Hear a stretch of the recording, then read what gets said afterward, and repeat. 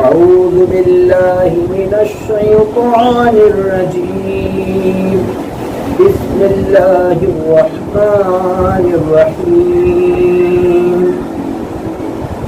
قل هو الله أحد الله الصمد لم يلد ولم يولد ولم يكن له كفوا أحد صدق الله العظيم.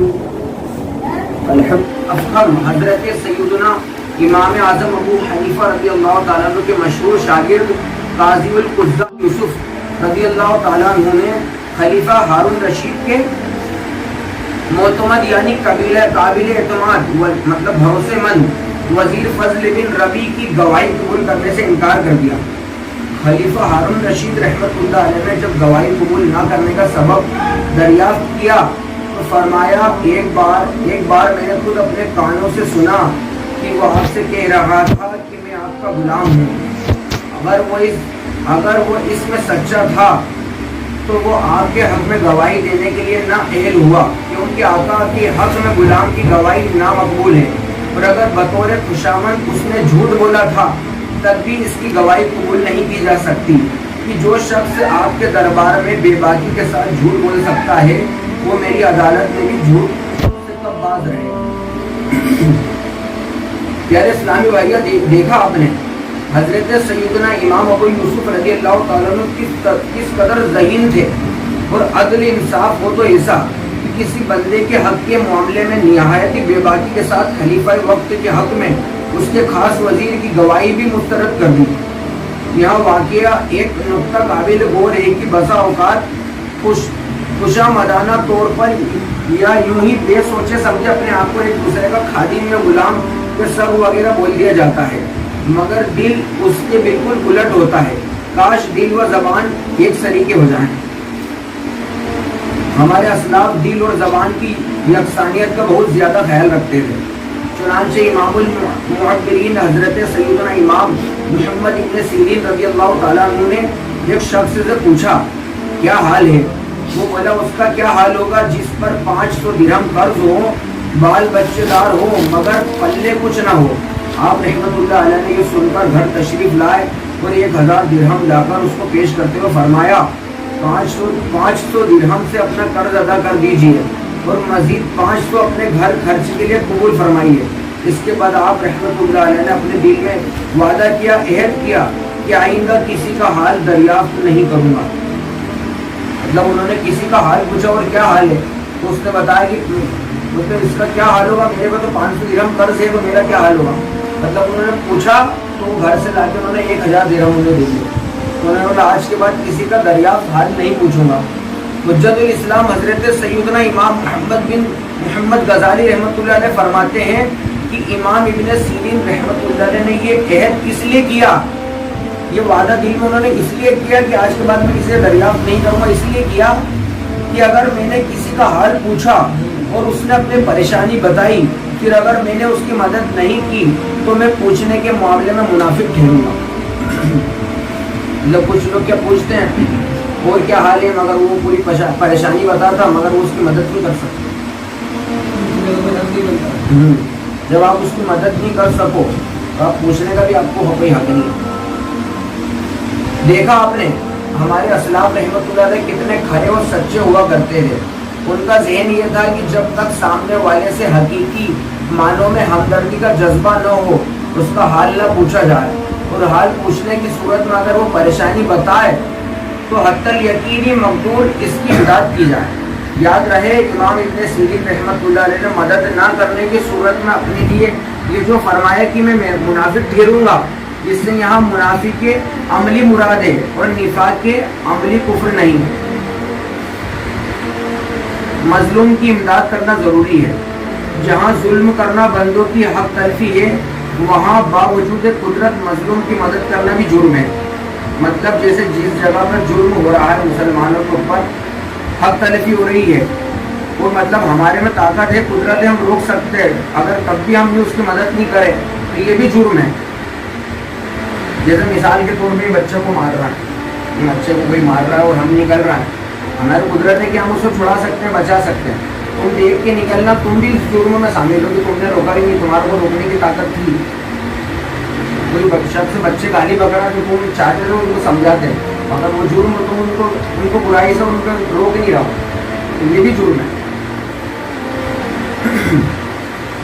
چنانچہ حضرت سیدنا عبداللہ بن عباس رضی اللہ تعالیٰ عنہ کہتے ہیں کہ رسول اللہ صلی اللہ تعالیٰ علیہ وسلم کا فرمان عبرت نشان ہے کہ اللہ عز و جل فرماتا ہے مجھے میری عزت و جلال کی قسم میں جلدی یا دیر سے ظالم کو بدلہ ضرور لوں گا.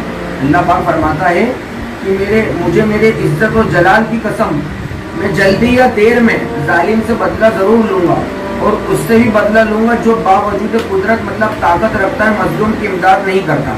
مطلب جیسے فلسطین کے اندر مسجد اقصی مطلب اتنا ظلم ہوا وہاں کے مسلمانوں کا، تو وہ جو اسرائیل ظالم اللہ پاک اس سے تو بدلہ لے گا ہی لے گا، مگر جو 57 اسلامک ملک بنے ہیں یہ ان سے مدد کو نہیں پہنچ رہا ہے. تو اللہ کیونکہ ان کے پاس طاقت تھی، قدرت تھی، 57 ملک ہے، انہوں نے بنا رہی پوری تنظیم، پھر بھی انہوں نے فلسطین کے مسلمانوں کی مدد نہیں کری. کشمیر کے اندر مسلمان پریشان ہے، برما میں مطلب افغانستان میں پریشان ہے، عراق میں جہاں جہاں مسلمان پریشان ہو، اور اسلامک ملک 57 ملک بنے اپنے نام کی کنٹری مگر کسی کام کے لیے. تو ان لوگوں سے بھی حساب ہوگا، کیونکہ تمہارے پاس طاقت تھی، سب کی قوت تھی، تم چاہتے تو مدد کر سکتے تھے. تم نے یہاں پر کوئی ویکسین بھیج دی، انڈیا میں تو ویکسین بھیج دے، مگر کشمیروں کے لیے تم نے کچھ نہیں کرا. ان لوگوں سے بھی حساب لیا جا رہا ہے. ترغیب و ترہیب کی کتاب میں بات لکھی گئی. معلوم ہوا جو مظلوم کی مدد کرنے کی قدرت رکھتا ہے، مطلب مظلوم کی مدد کرنے کی طاقت تم رکھتے ہو، پھر بھی نہیں کرتا تو وہ گناہ گار ہے. البتہ جو مدد پر قادر نہ ہو، مطلب مدد کرنے کی اس کے پاس طاقت نہ ہو، اس پر گناہ نہیں. جیسا کہ حضرت شارح بخاری مفتی محمد شریف الحق حمدلی رحمۃ اللہ علیہ فرماتے ہیں، یاد رہے کہ مسلمان کی مدد کرنے والے کے حال اعتبار سے بھی فرض ہوتی ہے، کبھی واجب بھی کبھی مستحب بھی. حضور صلی اللہ علیہ وسلم نے فرمایا کہ جب تم برائی دیکھو تو 3 چیز سے روکو. اگر تم اس کو ہاتھ سے روک سکتے ہو تو ہاتھ سے روکو، اگر ہاتھ سے بھی نہیں روک سکتے ہو تو اس کو زبان سے روکو. اگر زبان سے بھی بولنے کی طاقت نہیں ہوگی، زبان سے بولیں گے تب بھی کتنا ہوگا، یہ ہم پر ظلم ہو جائے گا. تو دل میں برا جانو، مگر دل میں برا جاننا بھی یہ بھی جو ہے ایمان کا بہت کمزور درجہ مانا گیا ہے، سب سے جو ہے کمزور درجہ. مطلب برائی دیکھ کے آپ آنکھیں نہیں بند کر سکتے، آپ کو چاہیے کہ آپ برائی کو روکو. کیونکہ اللہ پاک نے فرمایا کہ تم لوگ بہترین امت ہو کیونکہ تم نیکی کا حکم دیتے ہو اور برائی سے منع کرتے ہو. اللہ پاک نے ہماری حضور صلی اللہ علیہ وسلم کی امت کو بہترین امت قرار دیا قرآن کے اندر کہ تم برائی سے روکتے ہو، برائی سے روکتے ہو اور نیکی کا حکم دیتے ہو، نیک دعوت دیتے ہو، اس لیے تمہیں بہترین امت قرار دیا. تو ہم بہترین امت اللہ پاک نے ہمیں قرار دیا ہے، تو پھر ہمیں چاہیے کہ ہم برائی سے روکیں اور نیکی کا حکم دیں، اور خود بھی جو ہے نماز کی پابندی کریں اور دوسروں کو بھی لے جائیں. صرف اپنی نماز کی کہ اپن پڑھنا باقی سب بھاڑ میں جانا، ایسا نہیں کرنا. کبھی اپن بھی جاؤ اور دوسروں کو دو کو لے کے آؤ. ایک اور آخری پڑھ کے پھر انشاءاللہ عقائد کو بیان کریں، پھر آخری کرتے ہیں. قبر میں شعلے اٹھ رہے تھے، مطلب ایک قبر میں شعلے اٹھ رہے تھے، آنکھ کے شعلے اٹھ رہے تھے. خلیفہ اعلیٰ حضرت فقیہ اعظم حضرت علامہ ابو یوسف محمد شریف کوٹلی رحمۃ اللہ علیہ اپنی کتاب اخلاق الصالحین میں نقل کرتے ہیں کہ ابو میسرہ رحمۃ اللہ علیہ فرماتے ہیں کہ ایک قبر میں شعلے اٹھ رہے تھے اور میت کو عذاب ہو رہا تھا. مردے نے پوچھا مجھے کیوں مارتے ہو؟ مردے نے عذاب دینے والے فرشتوں سے کہا کہ مجھے کیوں مارتے ہو؟ فرشتوں نے کہا کہ ایک مظلوم نے تجھ سے فریاد کی، اس نے کہا تھا کہ تو نے فریاد کی مگر تو نے اس کی فریاد نہیں کی، مطلب فریاد نہیں سنی، اور ایک دن تو نے بے وضو نماز پڑھنی تھی. مطلب فرشتوں نے اس لیے عذاب دیا کہ ایک دن کسی مظلوم نے اس سے مدد کے لیے کہا تھا کہ میری مدد کرو، میں بہت پریشان ہوں، مگر اس نے کان میں تیل ڈال کے سیدھے نکل گیا، مطلب سننے کو تیار نہیں. اور ایک مرتبہ اس نے بغیر وضو نماز پڑھ دی تھی، اس لیے جو ہے قبر میں اس کے شعلے اٹھ گئے. تو ہمیں بھی چاہیے کہ بالکل دھیان رکھیں، بلا وضو ہم بنا وجہ ہمارا بغیر وضو ہم نماز نہ پڑھے، یہ دھیان رکھیں. پیارے اسلامی بھائیوں، یہ تو اس شخص کا حال ہے جو مظلوم کی مدد پر قدرت ہونے کے باوجود اس کی مدد نہیں کرتا. جو خود ظالم کا، تو اس ظالم کا کیا حال ہوگا. معلوم ہوا کہ مظلوم کی حد الوسع مدد کرنی چاہیے اور مظلوم کی مدد کرنے میں بہت اجر و ثواب ہے. ہمارے بزرگان جی رحمۃ اللہ علیہ کو مسلمانوں کی تکالیف کا کس قدر احساس تھا، اس کا اندازہ آپ کیمیاء سعادات میں بیان کر رہے اس حکایت سے کیجیے. چنانچہ ایک مرتبہ لوگوں نے دیکھا کہ حضرت سیدنا فضیل بن عیاض رحمۃ اللہ علیہ رو رہے تھے. جب رونے کی وجہ دریافت کی گئی تو فرمایا میں ان بیچارے مسلمانوں کے غم میں رو رہا ہوں جنہوں نے مجھ پر مظالم کیے ہیں کہ کل بروز قیامت جب ان سے سوال ہوگا کہ تم نے ایسا کیوں کیا، ان کا کوئی اجر نہ سنا جائے گا اور وہ ذلیل و رسوا ہوں گے. اللہ اکبر.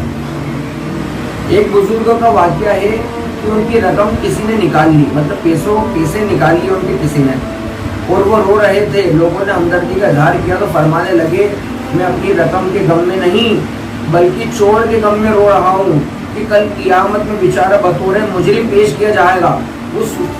اس وقت اس کے پاس کوئی عذر نہیں ہوگا. اس وقت اس کی کتنی رسوائی ہوگی. مطلب دیکھو بزرگان دین وہ ان کے مال پہ نہیں رو رہے ہیں، وہ تو چور کے اس میں رو رہے ہیں کہ یہ تو مجرم ہے، مگر جب میدان محشر میں اس کو پیش کیا جائے گا تو اس کا کیا حال ہوگا. چوری کرنے کا عذاب، چور کی بات نکلی تو چوری کا عذاب بھی کرتا چلوں. فقی ابو اللیث سمرقندی رحمۃ اللہ علیہ قرۃ العیون میں نقل کرتے ہیں کہ جس نے کسی کا تھوڑا سا مال بھی چرایا وہ قیامت کے روز اس مال کو اپنی گردن میں آگ کے توق ہار کی شکل میں لٹکا پڑ پائے گا. وہ جس نے تھوڑا سا بھی مال حرام کھایا اس کے پیٹ میں آگ سلگائی جائے گی اور وہ اس قدر خوفناک چیخیں مارے گا کہ جتنے لوگ اپنی قبروں سے اٹھیں گے کانپ جائیں گے. یہاں تک کہ خدا احکم الحاکمین جل جلالہ لوگوں کے سامنے جو بھی فیصلہ فرمائے. صلو علی الحبیب.